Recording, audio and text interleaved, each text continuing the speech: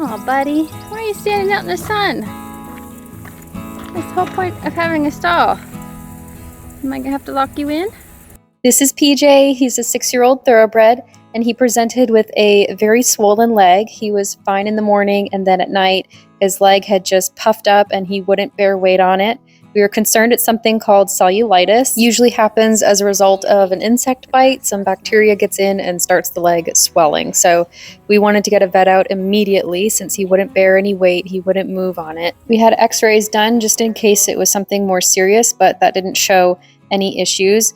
We were waiting for him to have a temperature. That's sort of the hallmark cue of it being cellulitis, along with the very swollen leg. But because he didn't develop that for several days, we kept him in this sort of enlarged stall just to limit his movement. If it was something more serious like a tear, then him moving around would obviously make it worse. Here I'm washing his leg to get ready to apply a poultice. This one's called Ice Tight. It's basically clay with some anti-inflammatory herbs, and it's going to help reduce the swelling and heat in his leg. Hopefully you can apply it really thick. You can see even there his sensitivity to me just touching the leg. It's hard to tell from far away that it's so much more swollen than the other leg, but we're doing our best, cold hosing and applying poultice and kind of watching him just to see if he did develop that temperature, and then we would know it was more along the lines of this cellulitis bacteria infection instead of an actual injury to the hock area.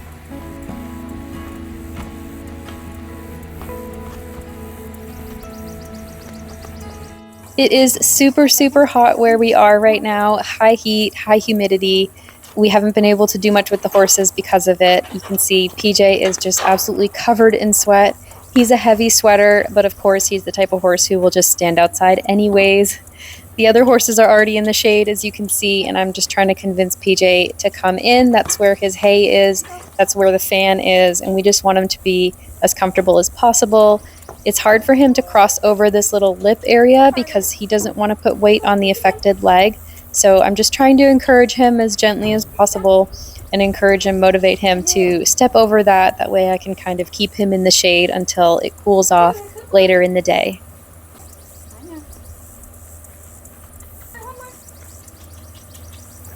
Yeah, good boy.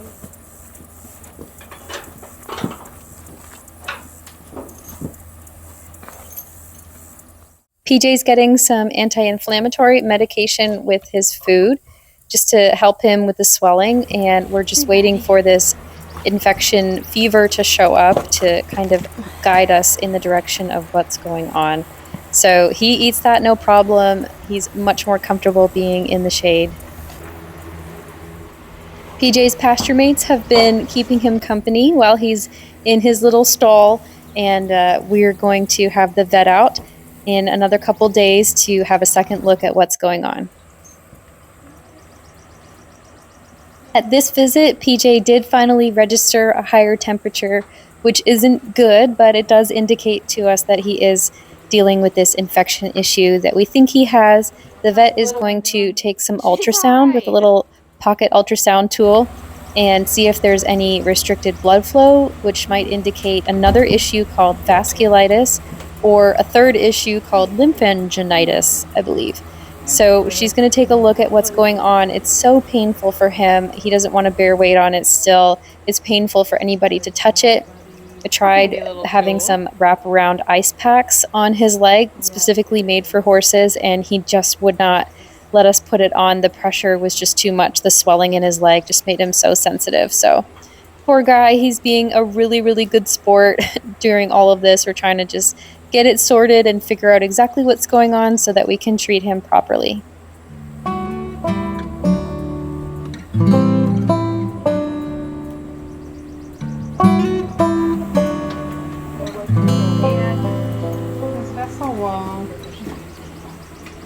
This is his vessel here. Okay.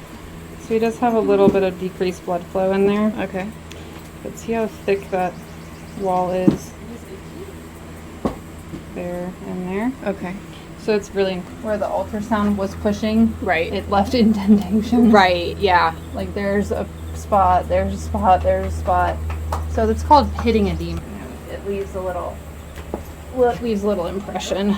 Right. So that hurts. This is the first antibiotic medication he's getting now. These are called SMZs. It's the same thing we used for Xena when she had to have her pills at home to combat her little leg injury. And so he's obviously not happy about it, but you know, again, he is being a good sport considering everything that he's feeling. The second treatment that we need to do is actually going through the other end. We've got a little tube and some medication that needs to be inserted there, and apparently this is the best way to do this medication. It hurts their mouth if they have to ingest it, so the best way to do it is through the back end. Again, actually, PJ is just being such a good sport about this whole thing.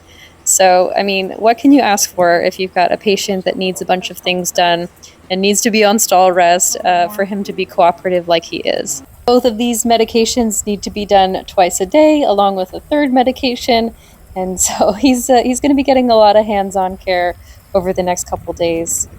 So I've been preparing myself for the worst, considering he hadn't been showing an infection like with a fever for so long, and that is the main indicator of cellulitis, which is a preferable issue to some sort of muscle, ligament, tendon tear, as that the recovery for that is so much longer, so much more involved.